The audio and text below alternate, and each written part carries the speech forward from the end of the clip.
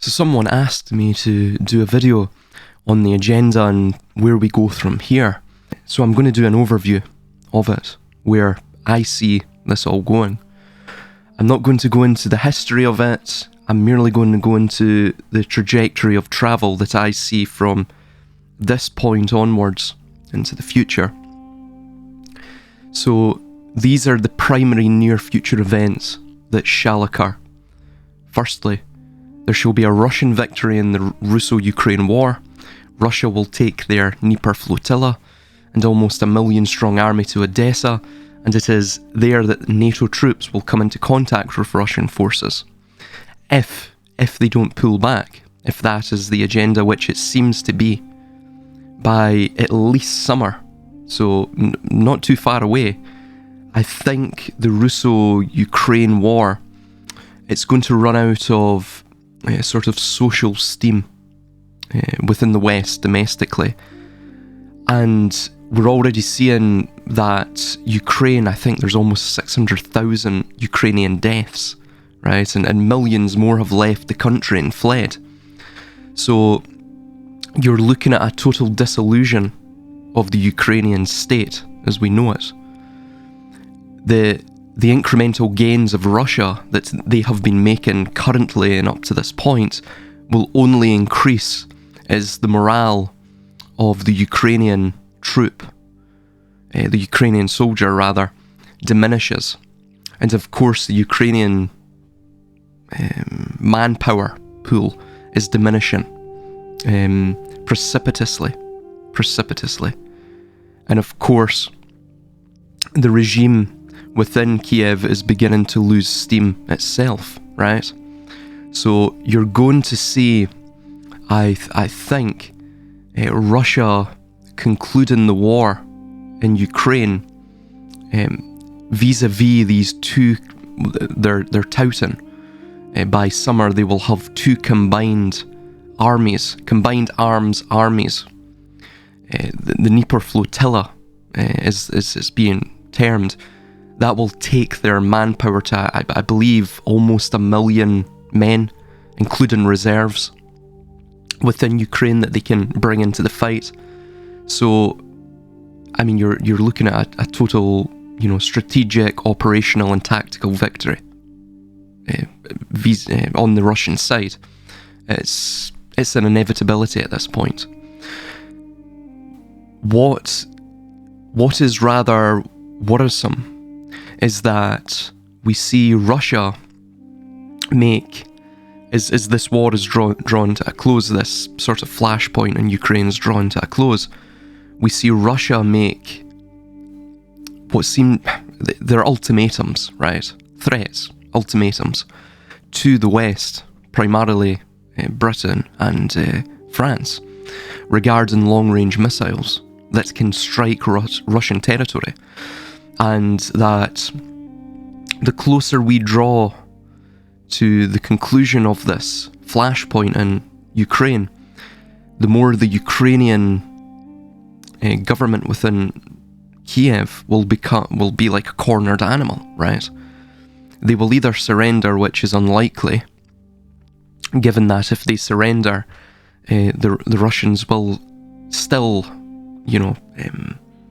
what's a way of putting this that it will bypass the algorithm. They will still purge the government of Kiev when they go in there.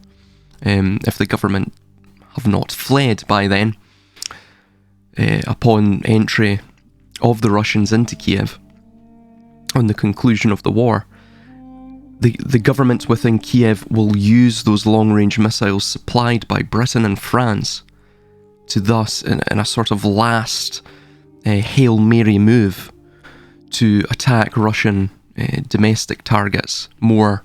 They're already doing that, but more with more frequency, with more ferocity.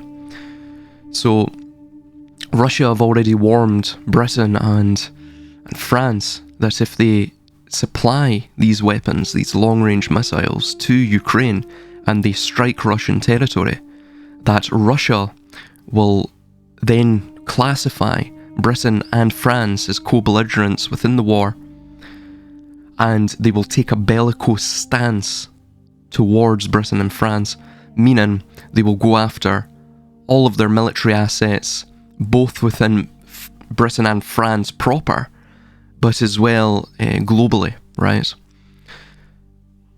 Of course, that would trigger Article 5, but whether it gets to that point is another.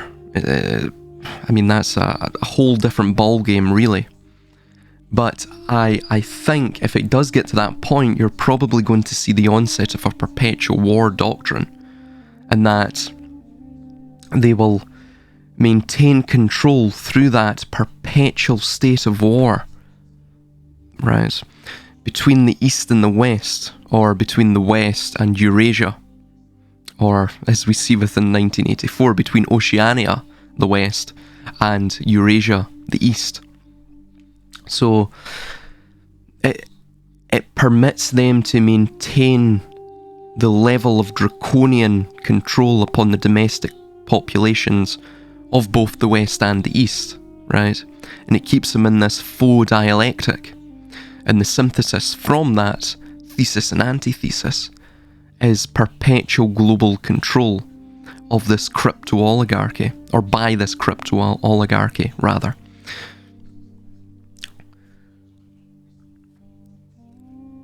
So this will be the trigger point, this Dnieper flotilla, for A, the onset of the Perpetual War Doctrine which I've mentioned, and B, the beginning of the enclave style, mass destruction of both Eurasia and the West. By enclave style, what I mean is, if anyone understands the Fallout games and the lore behind them, it's very interesting, where the enclave actually the enclave essentially is the shadow government of this alternative universe, this US government within this alternative universe. They are the shadow governments, the crypto-oligarchy, who understand that their time is drawn to a close in terms of their power and their position. So they hatch a plan to weather the nuclear storm, so to say, and thus the total mass destruction of the planet. Then they will re-emerge, or they do re-emerge 200 years later, and take on a eugenics policy of wiping out the imperfect and tainted human species. So that's what I mean by enclave-style mass destruction of both Eurasia and the West, ensuring that the third party of the Ben Salem and the anointed world sovereign will assume control of both of them. This will also eviscerate the final warriors of Western culture and, of course, Eastern culture, those who would be able to resist the finale of this agenda. 2. Within the agenda, the second plank, a mixing of Edom, the West, and Ishmael, the Islamic world. This will ensure a tabula rasa of Western and Eastern man is created, one that lacks any perceivable identity and is an ethnically and culturally amorphous entity, lacking any roots and distinguishable culture, that such an individual will be, thus such an individual will be the perfect servile class. And when people are brought into these 15-minute cities, when this managerialist dystopia is brought to fruition, within both the East and the West, within the world over, they require a multi-racial, multicultural system, a heterogenic population within these 15-minute zones, because they cannot have a homogeneous 15-minute zone, a united 15-minute zone. It must be divided within plurality. And that is because these individuals are better slaves if they're disunited, if they're atomized, right? That's ultimately the case. So they become self-contained economic units rather than joining together, putting their resources, their energetic potential together, and thus potentially becoming a competitor to the overlord class. The third plank, de-dollarization will kick in due to the theft of the Russian frozen assets and the destabilization and transitional nature of the geopolitical environment of the emergent multipolar order, as it has been described. This will lead to economic and financial instability, and with the plural societies of the West, it will further result in civil strife and civil war, if it has not occurred by then. Moreover, Hungary just accepted Xi Jinping and the Chinese entourage with an event of a state visit to Hungary by China.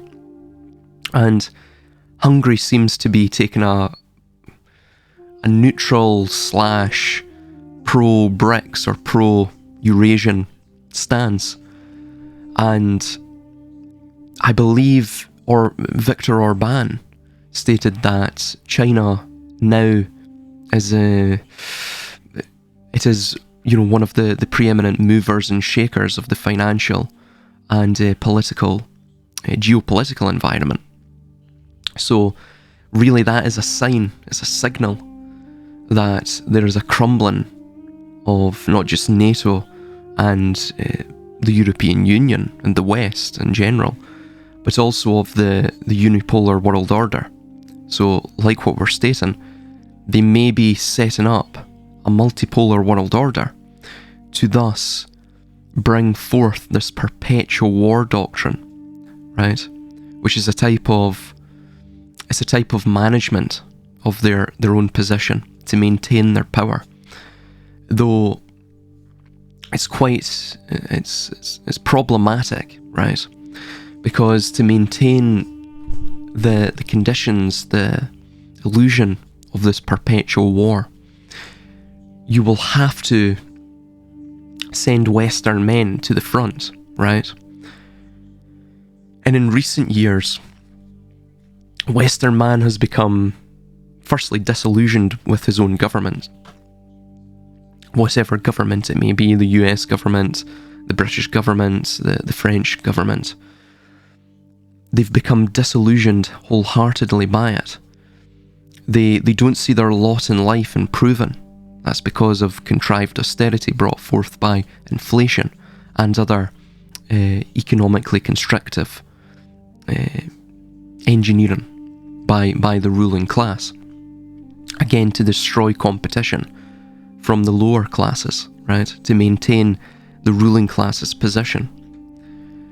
So they see all of this, and furthermore as well, they see that they are being disenfranchised of their birthright, both demographically and, as we've mentioned, economically, politically, and they have a lessening agency within their own respective homelands, meaning they're losing their natural rights, right? They have no rights. They have mere privileges. We've just been through an event very recently, in recent memory, where we were put under global house arrest, right? And the police, the Gestapo, cracked down upon us in a very ferocious and wrathful manner. People, that's still fresh in people's minds, right? Still fresh in people's minds. That animosity between the people and the state is there. It's ever present and it's growing. It's not diminishing. So therefore, when the draft comes in, when the conscriptions begin to come in, and the Western men are sent to the front line against what will be at that point a Russian military that will be the most seasoned and veteran military on the European continent, if not the world, then you're going to see them returning in body bags, in droves. How will the Western domestic populace react to such an event, to such a state of affairs? I think they're going to take to the streets. I think protests will be a thing of the past, not Not because there is not that spirit of protestation, but that the protests will evolve into something far more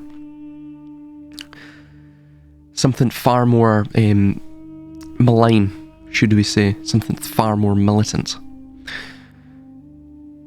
I think honestly as well, that's why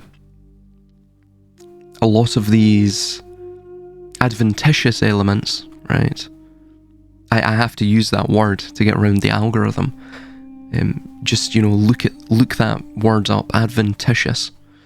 You'll understand what I'm talking about. These adventitious elements, bringing them in, the young fighting age men, and putting them in, hotels, or I guess MOD buildings as well, within Britain. They seem to be some sort of barracks. One could argue, or people have argued. It makes one wonder, will they be the guards of the totalitarian elite? Because we see all the way back, even with Plato, I believe, made comment on this, or no, pardon me, it was Aristotle. He stated that precedent shows, and even in his time, it shows that totalitarians, despots, dictators, they surround themselves with a guard that are foreign born. And of course, the reason for that is rather evident. It is because the foreign born don't have sentimental or emotional ties to the country, to the nation, to the land, to the people. They are totally commercially interested in the geographical area, in the nation. So the primary, or the central force, the central power that maintains the economic and commercial sphere through money and what have you, is the dictator, is the totalitarian. Hence why they come under the employ of the totalitarian, right? So that's most likely why these foreign-born fighting-age men are arriving in droves. That is the most probable reason for that. Continuing on, the further poisoning of the populace through needlecrafts and other turbo cancer and heart-harming needlecrafts, we'll just say, laced with SV40 and other variant agents. This is called the Plague of Hashem within the Zohar and the Old Testament, and it is to infect all those with emerods or tumours, cancers, that opposed the demiurge and his harbingers. This will lead, along with the coming economic and thus logistical breakdown, to a subsequent short famine and a dissolution, if not just a temporary dissolution, of the structures of the society, hence a great reset. This will result in a genetic bottleneck for the species. The genetic bottleneck event will ensure the beginning of the synthetic human can be thus created, or the justification for it shall be established at the very least. The artificially induced falling birth rates have established this justification too. This will be to ensure the final endgame of feminism and female, quote-unquote, female empowerment is thus fulfilled. That is, the abolishment of the female of the species, or the mass sterilisation of them, is complete, at least, to be replaced by artificial wombs. All humans born in the Messianic era will be synthetically created, with no biological parents other than the state and their facilities. They will be loyal to their new parents, the state, with every fibre of their body, and will only know the state as a family. Moreover, this synthetic human class will be augmented vis-a-vis CRISPR-Cas9 technologies, right? Genetic modification, genetic hacking. They will create classes of humans. So they will create a server class, right? A class of servants, the servile class, who will have lower IQs, but will be able to do, more strenuous labour. They may have less requirements for sleep, for example. They may be more obedient and docile. You might have as well an enforcer class who are genetically primed or hacked to again not require as much sleep, to maintain obedience, docility, but also to be hyper aggressive, to have no regret, to be psychopathic essentially, to be prone to violence upon command, things like that, traits like that. They will, like what farmers have done with agriculture, they will selectively breed for cattle and crops for desirable traits. Well, in this future society, the human farmer will selectively, will genetically hack, more accurately put, they will genetically hack the species to thus create humans of desirable traits within desirable castes, right? So you will have humans of desirable traits within pre-planned, predetermined categories, right? So we're in a post-mercantile world. We're in a totally technocratic or managerialist world, or we're moving into that world. In this system, like Plato's Callipolis, there will be at the very most, three major categories or caste systems, classes of people. You will have on the outside the caste of the server, right? The servile class. Then you will have the enforcer class, right? And then you will have the heart of power, the apex, the enclave within the Fallout setting. Those who the other classes serve obediently and without a resistance, right? Without even the possibility for competition. That is the system that they desire. Indeed, this is also the reason that the sort of gender ideology is being so fervently driven into the minds of the people too. And that is because it permits the destruction of the familial unit by the mutilation of the sex organs of the youth, thus rendering them broken mentally and easily manipulatable. This is better social capital for the state, due to a higher consent coefficient and the exploitability of this new mentally fractured, MK-ultra'd, servile unit class. And it further enhances the speed by which the radical and wholly unnatural social norms of the new era can be more easily sown into the minds of the gullible, self-mutilated eunuch and parentless youth. As historical precedent has it, any novel or radical political revolution must detach the children from the family to thus succeed in the long run, or simply destroy the family altogether. This is the reason woman or women has no definition now, and women are now classified as non-men. The red heifers will be sacrificed soon, thus inaugurating the third temple. After this, we will most likely see from some form of destruction inflicted against the Al-Aqsa Mosque. This may be during the catalyzing event of Odessa, the capturing of Odessa by the Russians, or be the actual catalyst for this coming global war, whatever its nature or scope may be. Another potential is as well that Israel antagonizes another nation. They attack Israel, and one of the missiles that is heading for Israel slips through the Iron Dome and hits the Al-Aqsa Mosque, right? That would provide a sort of soft landing strategy for the Israeli, for the government in Tel Aviv to thus get away with the destruction of the Al-Aqsa Mosque, by proxy. The final solution to the Western question as well will be another plank of the agenda. Batteries of artificial wombs shall create 30,000 synthetic and genetically hacked humans per year.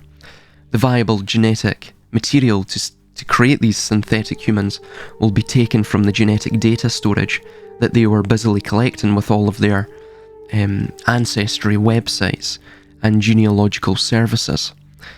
The world was then duped into giving away their genetic material and for it to be centralised for more efficient data storage and genetic material storage. Moreover, as well, this is the endgame of eugenics, right? Or eugenics from the Greek noble birth.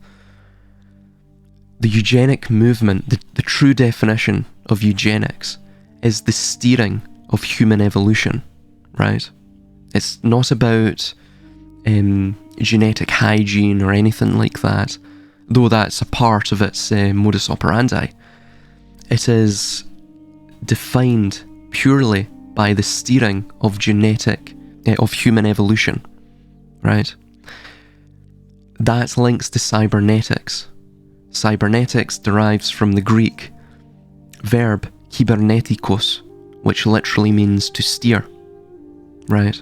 To steer a vessel, the steersman of humanity, right? Hence the managerialist class, the scientific dictatorship, the technocratic class, right? So what is the reason for all of this? Simply put, it is to create an autopoietic or self-regulating society, a negative feedback loop, one in which the human and its nature have been subdued and the humanity bred out of the human, or curtailed via genetic manipulation. The reason for that is the human part of the human, the humanity of the human, is that unpredictable element. It's the element that is God, right? It's this idea of detaching oneself from God, or detaching the species from God, by the establishment of a heterotopic, a sort of a microcosmic virtual reality, right?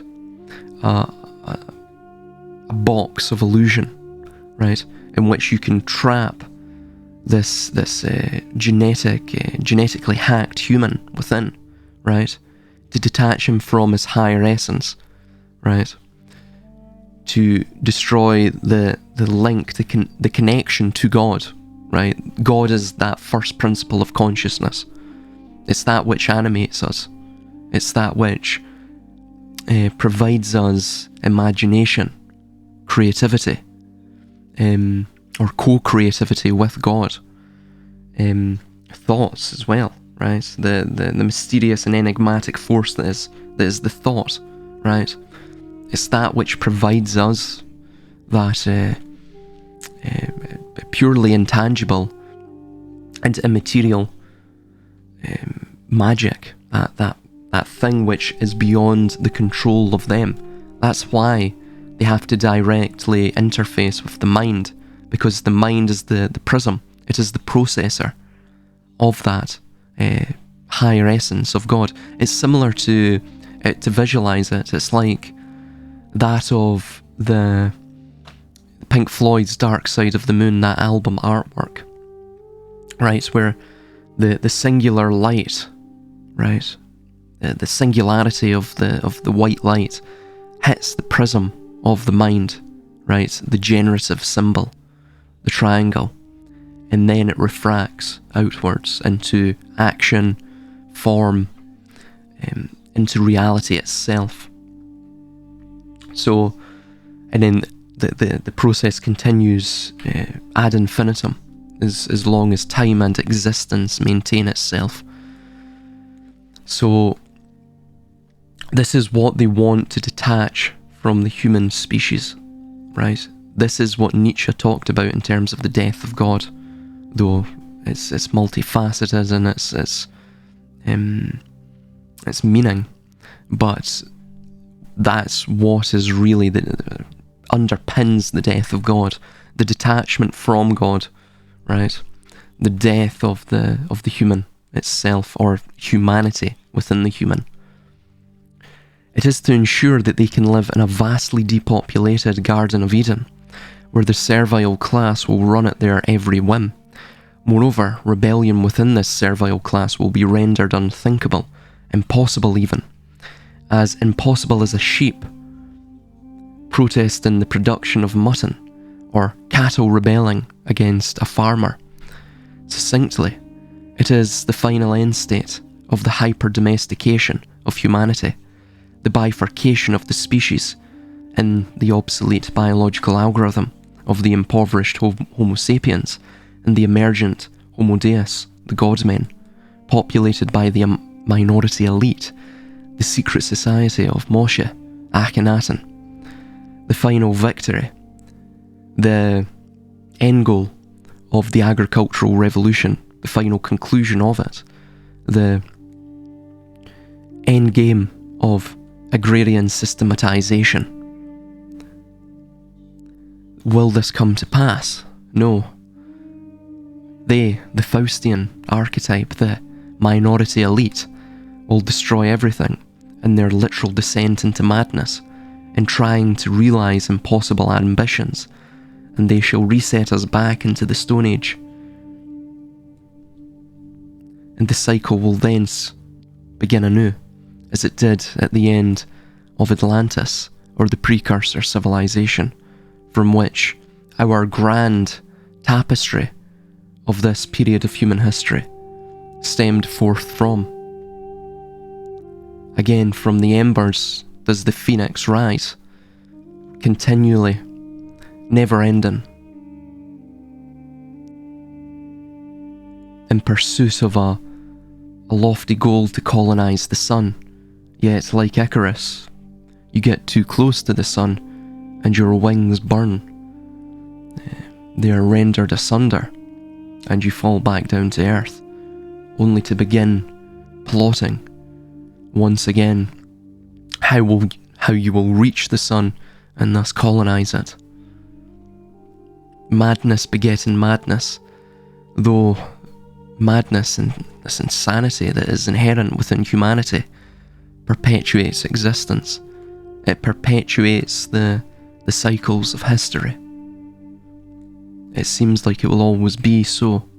We can't break it. We can't unshackle ourselves from the wheel.